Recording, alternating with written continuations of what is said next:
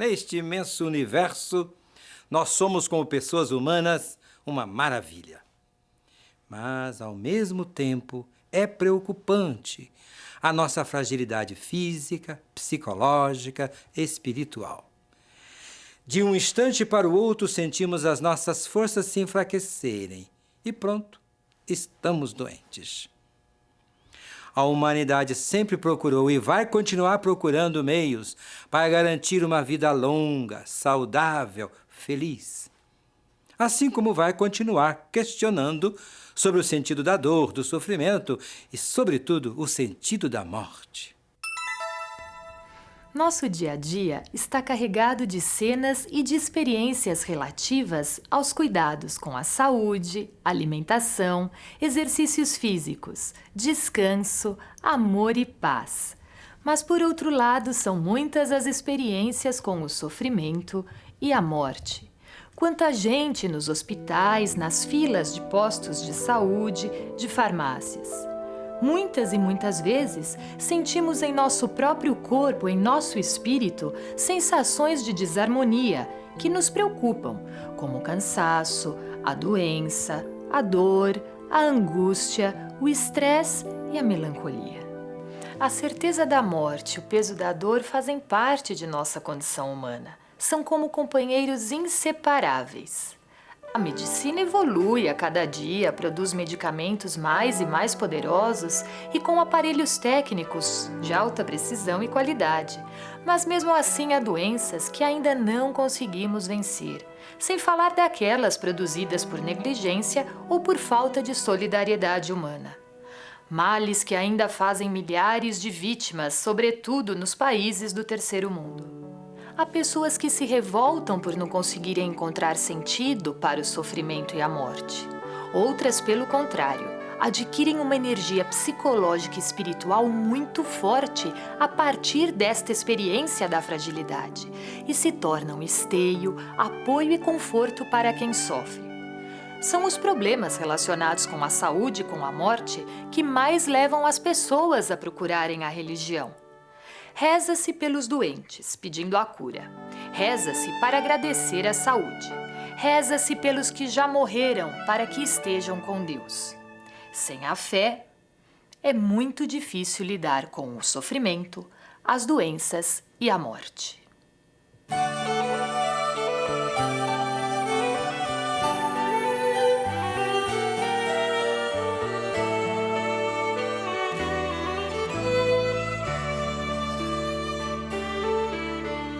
Se a dor algum dia, Senhor, me visitar,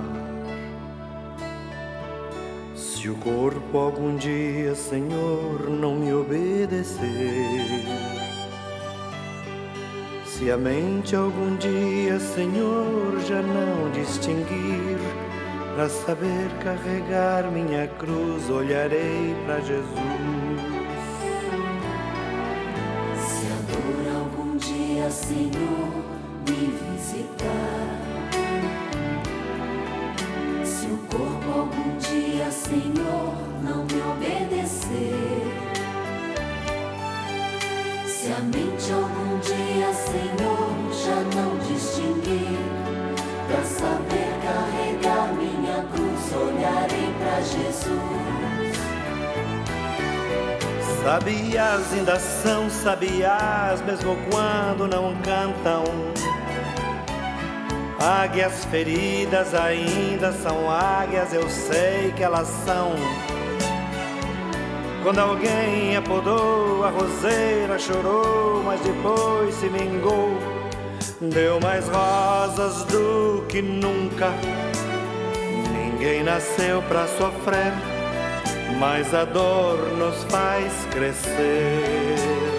Ninguém nasceu pra sofrer, mas a dor nos faz crescer. Fizemos referência à fé e nos perguntamos como as religiões, e sobretudo a nossa religião cristã, lidam com o sofrimento, lidam com a morte. Afinal, eles acontecem porque somos criaturas ou é um castigo de Deus?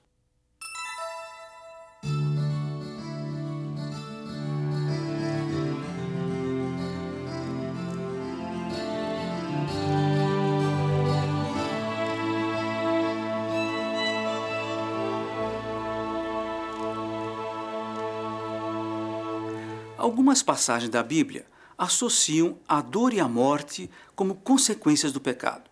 A ruptura com Deus nos deixou em nossas próprias mãos. Então percebemos como é grande a nossa fragilidade. Experimentamos como o pecado gera mais pecado e esta corrupção nos torna ainda mais frágeis. Sentimos de perto as consequências do mal que se instalou em nosso ser, gerando desequilíbrio em tudo. O Antigo Testamento nos mostra que no caso de algumas doenças graves e contagiosas, a pessoa era retirada do convívio social. Expulsa da comunidade, era tida como amaldiçoada por Deus. Isso, no entanto, destoa completamente do que Deus quer. Deus não tolera a exclusão do doente. Ao contrário, basta ver que Deus concede a seus sacerdotes e profetas o dom da cura. E um dos casos mais evidentes é o do leproso etíope Naamã. O profeta Eliseu o recebe e manda banhar-se no Rio Jordão, de onde ele sai curado. Em sua revelação ao povo de Israel, Deus se manifesta como fonte da vida e da saúde, condição que ele dá a todos indistintamente. Mas como Jesus encarou a dor, o sofrimento, a morte? Como ele se comportou diante de pessoas doentes? E o que ele nos ensinou a este respeito? Em sua vida, Jesus teve um amor preferencial para com os pobres e os doentes. Em muitas passagens do Evangelho, vemos doentes clamando e pedindo a cura. E Jesus atende a todos com carinho e de acordo com as suas necessidades. Por sentir sede, cansaço e fome, Jesus sempre foi profundamente sensível à dor dos outros. E ele agia quando encontrava fé. A tua fé te salvou, costumava dizer aos que eram curados. Jesus se serve de sinais, gestos, palavras para realizar as curas. Saliva, imposição das mãos, lama, ablução. E os doentes procuravam tocá-lo, pois diziam que dele saía uma força que a todos curava. Ao cego na beira da estrada, impedido pela multidão, enquanto clamava sem poder se aproximar, Jesus restituiu-lhe a visão. E este cego viu Deus em Jesus. Mas o povo não havia enxergado o cego como gente. Jesus ressuscitou o filho da viúva de Naim, a filha de Jairo, e ressuscitou também Lázaro, revelando assim o poder absoluto de Deus. E ainda garantiu que todos ressuscitaremos depois da morte. Aos 10 leprosos, excluídos pela sociedade, Jesus restituiu a saúde e os trouxe de volta. Apenas um voltou para agradecer e Jesus reclamou da ingratidão dos demais. Além de acolher o dom, é preciso saber agradecer. Jesus passou a vida fazendo bem, de modo especial aos doentes, excluídos, desorientados e famintos. Curou muitas pessoas. Sofreu ele mesmo em sua pele muito mais do que nós. Morreu e ressuscitou. E nos ordenou que continuássemos a sua missão de pregar a boa nova e curar os doentes. Lemos no livro do Apocalipse que um dia toda doença será curada, todo pecado será perdoado, toda lágrima enxugada, e então teremos um novo céu e uma nova terra. Mas enquanto esse dia não chega, a igreja, que é a comunidade dos cristãos, continua a missão de Jesus, amar como ele amou. E esse amor nos leva a ajudar a resolver problemas como a dor, o sofrimento, a fome, a doença e a morte. Se Jesus nos mandou curar, é missão dos seus seguidores cuidar da saúde física, psicológica, social, espiritual das pessoas. Missão que devemos realizar usando todos os recursos da ciência e a força da fé, empregando a técnica e a oração. Tudo em vista de uma cura completa do ser humano, dos animais e da natureza. Afinal, no plano de Deus, a palavra felicidade significa também saúde para o ser humano e o ambiente onde ele vive.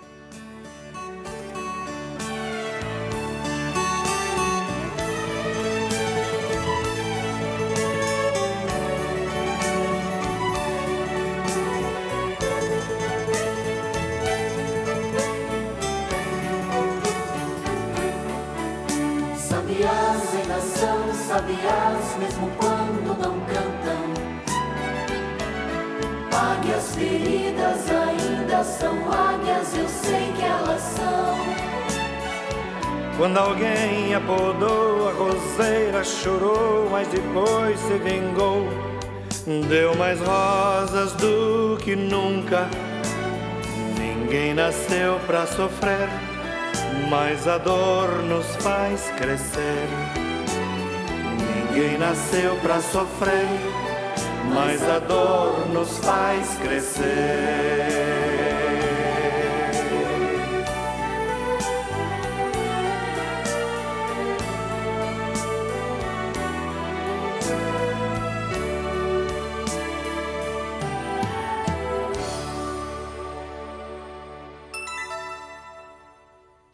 A partir da vida de Jesus, de sua missão, a Igreja coloca à nossa disposição o sacramento da unção dos enfermos. Quais são as riquezas, as exigências desse sacramento? Quem é que pode receber e quantas vezes?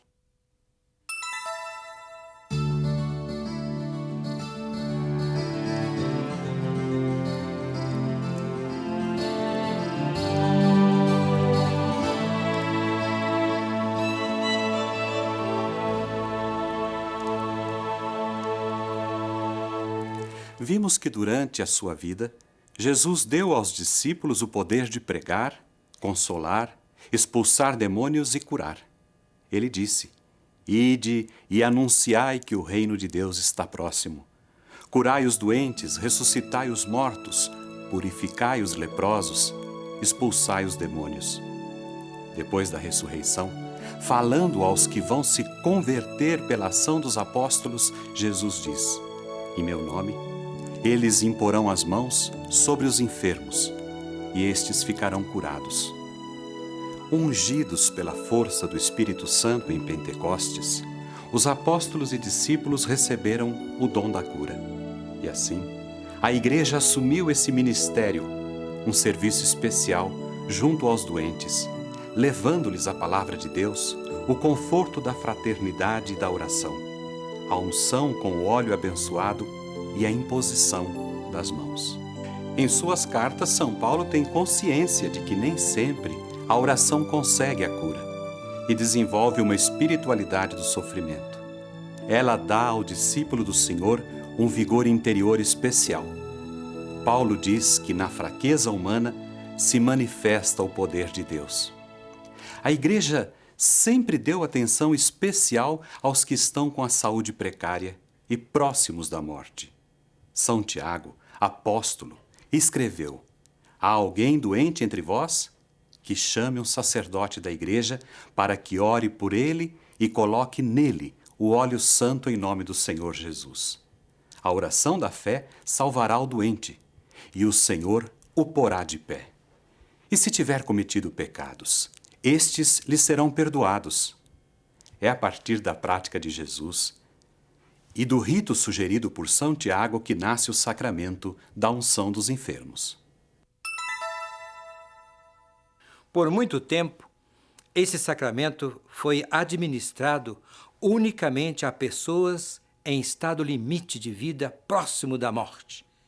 E por isso era denominado sacramento da extrema unção.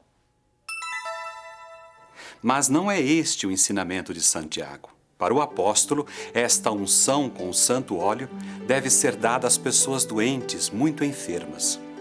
O Concílio Vaticano II trouxe novas orientações a respeito deste sacramento. A partir daí, a Igreja definiu que a unção dos enfermos é conferida às pessoas acometidas de doenças perigosas. As pessoas com saúde muito abalada têm o direito a esta unção sacramental, que pode ser ministrada mais de uma vez. Mas ela não fica restrita a estes casos. Por exemplo, antes de uma cirurgia de alto risco ou de uma cirurgia qualquer, a pessoa pode receber a unção dos enfermos. E o mesmo vale para as pessoas idosas, cuja fragilidade se acentua. Para a celebração da unção dos enfermos, há orientações bem claras. Somente os sacerdotes, e aqui falamos de bispos e padres, são ministros deste sacramento. Se as circunstâncias permitem, o sacramento deve ser ministrado durante a missa. E se o doente estiver em condições, recomenda-se que receba o sacramento da reconciliação ou penitência. Antes da unção, o ministro faz a imposição das mãos e ora sobre o doente. A unção é feita na fronte e na palma das mãos do doente, e o óleo a ser utilizado é o óleo abençoado pelo bispo na Quinta-feira Santa. A fórmula exige que se digam as palavras de uma só vez. Por esta santa unção e pela sua grande misericórdia, o Senhor vem em teu auxílio com a graça do Espírito Santo, para que, liberto de teus pecados, Ele te salve e com bondade alivie teus sofrimentos. Em tuas mãos eu me abandono, faze de mim o que tu quiseres. Agradeço-te o que de mim fizeres.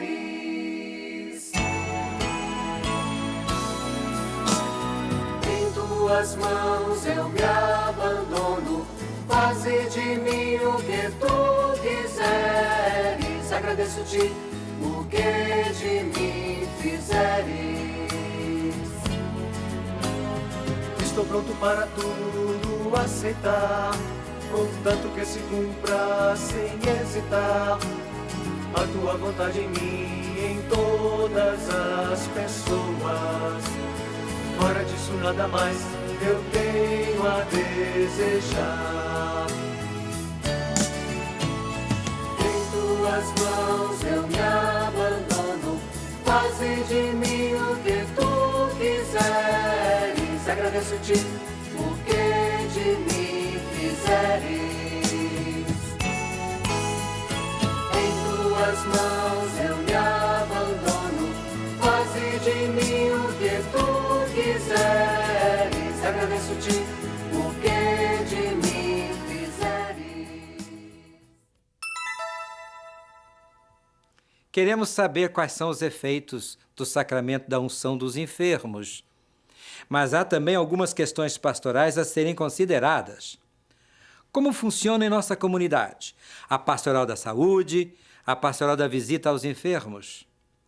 O que é que se faz na fé, na caridade, pelos idosos, pelos enfermos, pelos doentes? Destaquemos aqui alguns dos efeitos da unção dos enfermos. Primeiro é o dom do Espírito Santo. A Igreja ensina que no sacramento da unção dos enfermos, o doente recebe, de maneira nova, o dom particular do Espírito Santo, de sua presença que vivifica, dinamiza e impulsiona. O dom da fortaleza e da paz. Este sacramento é para conforto, paz interior. Ele dá coragem para vencer as dificuldades próprias da enfermidade grave e as fragilidades sempre crescentes da velhice. Além de renovar a fé, a confiança em Deus, a pessoa fica fortalecida contra as tentações do desânimo, da angústia e do medo. A união com o sofrimento, morte e vitória de Jesus. A graça deste sacramento dá um sentido novo ao sofrimento e à morte. Eles são integrados à paixão redentora de Jesus, à sua Páscoa. É uma graça de Deus saber que nossos sofrimentos fazem parte da missão salvadora de Jesus. O perdão dos pecados. A unção dos enfermos concede o perdão dos pecados, caso o doente não tenha condições de obtê-lo pelo sacramento da reconciliação. Um novo vigor psicocorporal. A unção dos enfermos dá à pessoa novas energias. Elas têm efeitos benéficos para o corpo, facilitando até mesmo a recuperação da saúde. Reforça-se assim, pela fé, o ditado: mente sã num corpo sadio. O reforço da graça eclesial. Santificado pelo sacramento, o doente colabora com a santificação da própria Igreja. Uma vez curado, ele se dispõe a se dedicar com maior entusiasmo e amor ao serviço de sua comunidade, como pedem as preces da liturgia. A preparação para a nossa morte.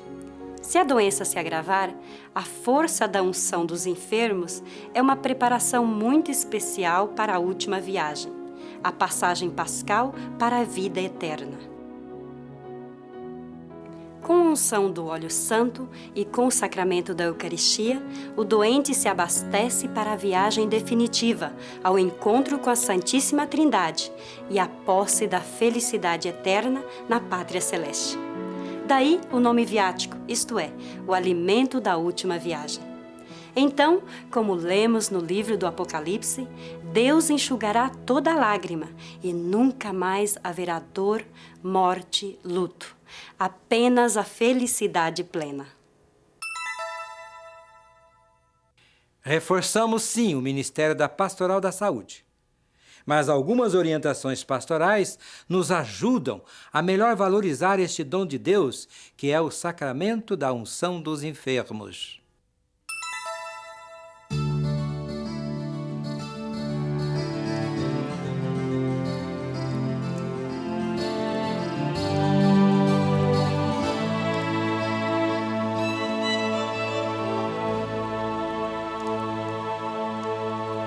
O ministro desse sacramento é o sacerdote ou o padre. O sujeito do sacramento é o doente em estado grave. E a matéria usada é o óleo abençoado. Já o apóstolo Tiago nos diz que a comunidade tem uma missão apostólica de cuidar dos enfermos. E o ideal seria que o enfermo, consciente ainda, chamasse o sacerdote. Mas, quando ele não pode fazê-lo, cabe à família ou à comunidade toda fazer isto por ele. Por isso, a comunidade eclesial ela tem várias responsabilidades no campo da saúde. Educar as pessoas para viver na fé as fragilidades humanas, como a dor, a doença e principalmente a morte. É fundamental corrigir algumas falhas em nossa maneira de lidar com estas situações limites. Muitas vezes prevalece o desespero, a depressão e até uma certa revolta. Ora, isso não condiz com a fé cristã. Outras vezes, há a tendência de forçar Deus a fazer milagre. Fazer com que Deus, a todo custo, faça a nossa vontade. Isso também não condiz com a fé cristã. E há aqueles que desanimam e entregam os pontos.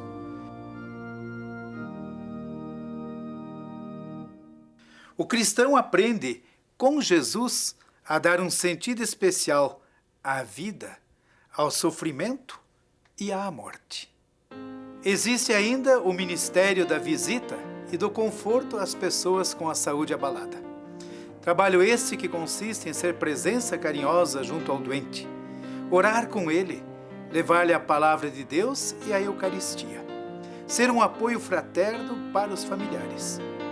Cabe aos agentes da Pastoral da Saúde ajudar as pessoas a unirem os seus sofrimentos aos de Jesus, oferecer-se a si mesmo ao Pai, enfrentar com coragem e com renovada esperança a situação em que se encontra. É claro que os agentes da Pastoral da Saúde precisam ser bem preparados para esse trabalho. Isso tanto do ponto de vista da espiritualidade, quanto da pedagogia, que deve ser a mais adequada para lidar com pessoas sofridas e em situações complicadas. Mas estes agentes, por sua vez, precisam também de apoio. Afinal, eles exercem na igreja um ministério muito exigente. Ainda uma palavra sobre a Pastoral das Exéquias. É importante contar com ministros que estejam devidamente preparados para estar com os familiares no velório e no sepultamento. É um dom para as pessoas enlutadas receber uma palavra de conforto da igreja. Mais ainda, poder partilhar a palavra de Deus, a oração, o sentido cristão da morte, renovando assim a fé na ressurreição. E é preciso também continuar renovando nossas missas de 7º dia, de 30º dia e de aniversário de nossos mortos. O tom dessas missas deve ser de ressurreição, e não como antigamente, onde se reforçava a ideia do sofrimento, do luto. Precisamos de uma catequese renovada sobre a morte, sobre o juízo particular e final, o purgatório, o céu e o inferno. Uma última orientação pastoral diz respeito à luta pela justiça social. Aqui falamos da urgência de se acabar com uma atitude de exploração praticada pela sociedade em assuntos de saúde, remédios, hospitais, profissão médica e outros. O cristão que amadurece no seguimento de Jesus, ele é luz para as pessoas e para o mundo. Ele é sal para dar sabor à vida. E desde o seu batismo, o cristão se coloca a caminho da vida feliz por toda a eternidade. E o batismo, com os demais sacramentos, junto da comunidade eclesial, o fortalecem nesta caminhada. A Pastoral da Saúde e a Unção dos Enfermos nos educam para viver segundo a fé. O cristão tem a tarefa de colaborar para que todos tenham a graça de viver com respeito e paz, tendo o que é necessário para assegurar, em todos os momentos, uma vida com qualidade e dignidade.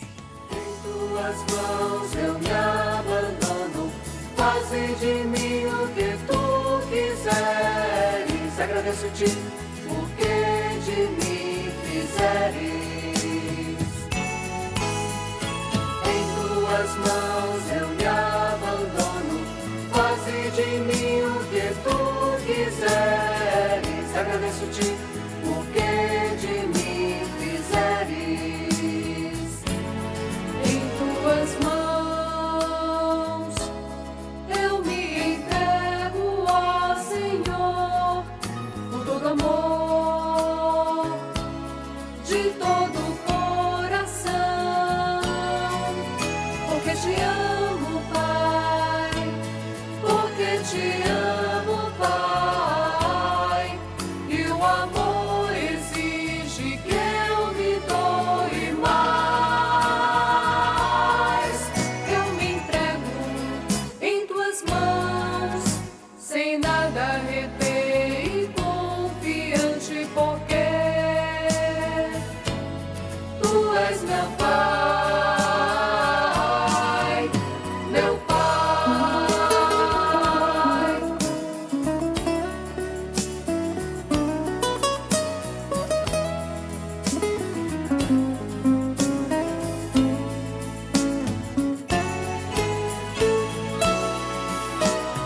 Em tuas mãos eu me abandono, faze de mim o que tu quiseres. Agradeço-te o que de mim fizeres. Em tuas mãos eu me abandono, faze de mim o que tu quiseres. Agradeço-te o que